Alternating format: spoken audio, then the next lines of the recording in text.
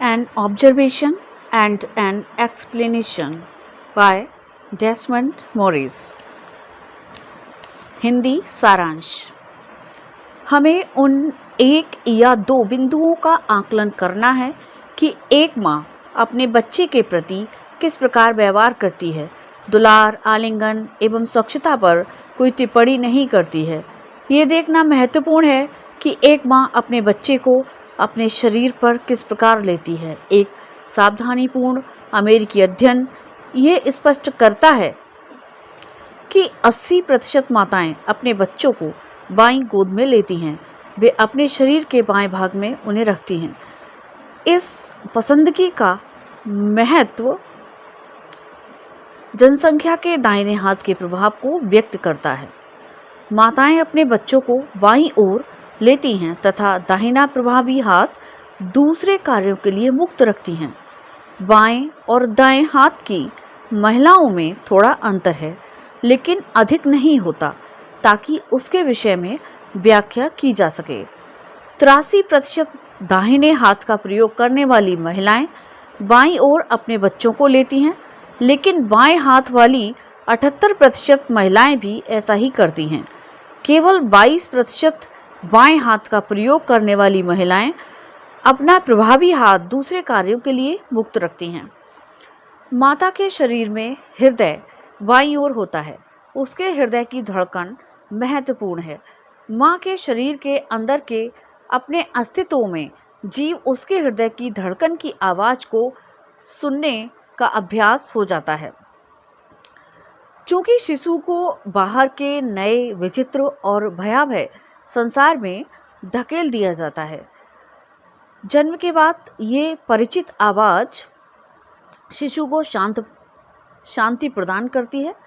माँ ने या तो स्वाभाविक रूप से अथवा अचेतन रूप में भूलों और परीक्षणों से यह समझा होगा और एहसास किया होगा कि दाहिनी ओर की अपेक्षा बाईं ओर हृदय के पास बच्चे को लाने से उसे अधिक शांति महसूस होती है।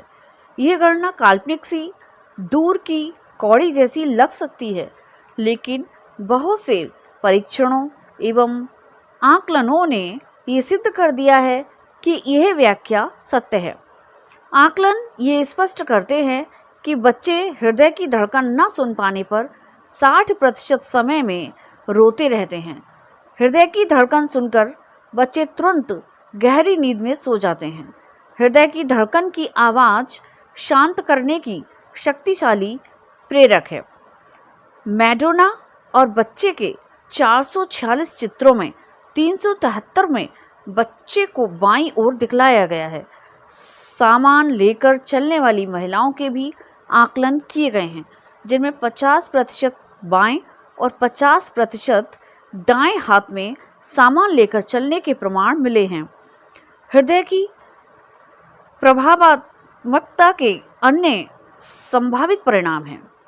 हृदय की प्रभावात्मकता के अन्य संभावित परिणाम हैं।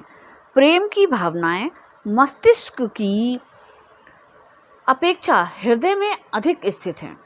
माताएं अपने बच्चों को आगे पीछे झुलाती हैं ताकि उन्हें गाकर सुला सकें। ये झुलाने की गति लगभग हृदय की धड़कन के समान होती है। संभवतः ये लयात्मक अनुभूतियाँ बच्चे को गर्भावस्था के समय पेट में रहकर अनुभव की गई हृदय की धड़कनों की याद दिलाती हैं। यह बात उस समय तक चलती रहती है जब तक हम बालिग नहीं हो जाते हैं। हम पीड़ा में झूलते हैं। हम मतभेद विचारों के अंतर में भी झूलते हैं। हम एक प्रवक्ता को या भोजनोपरांत के वक्ता को देखते हैं। यह लयात्मकता से इधर उधर जाते हैं। हम उसके हृदय की धड़कन की गति माप सकते हैं। दर्शकों के सामने आने का तनाव उससे बहुत अच्छे कार्यकलाप करा लेता है। वह अपने को गर्भावस्था के समय की पुरानी परिचित हृदय की धड़कन की ओर अपने को ले जाता है। जब हम असुरक्षित होते हैं, तब हम सुखद हृदय की धड़कन को किसी न किसी रूप में पाते हैं। बहुत से लोग संगीत और नृत्य की लय होती है ध्वनि और गति करने वालों को गर्भावस्था के सुरक्षित संसार में पहुंचा देता है।